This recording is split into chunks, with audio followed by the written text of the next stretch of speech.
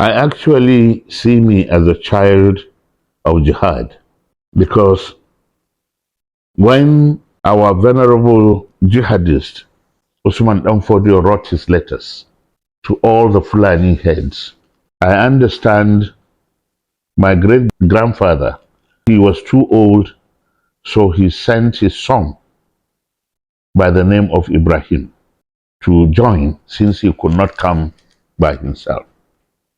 And he came. He fought, then moved to Urno, and then later on to Sokoto.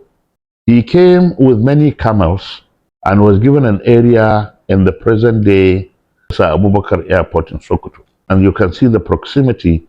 The Kanguri is where the Sultan Palace is located.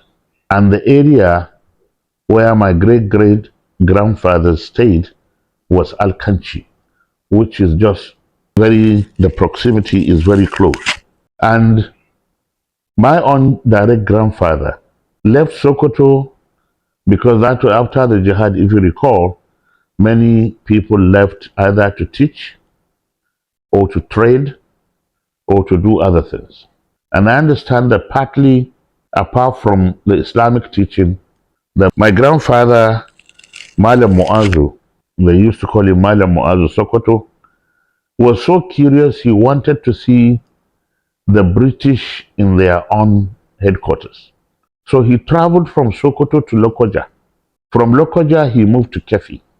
From Kefi, he came to Paiko and was actually preparing to go back to Sokoto when in Paiko, he was invited by the chief of Boso to come and open market and mosque in Boso.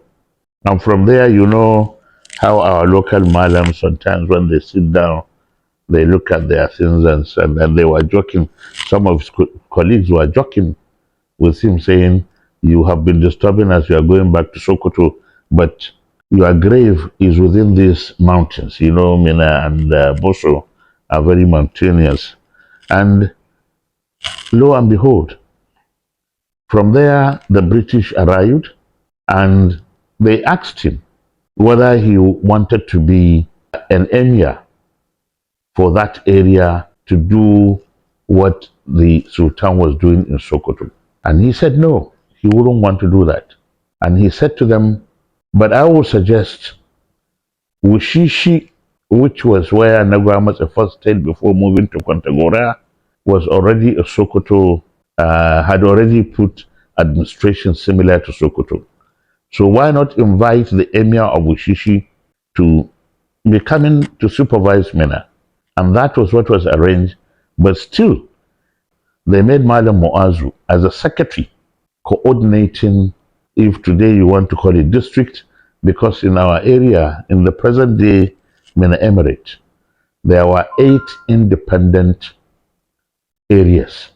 In other words, there was no supreme leader in the area.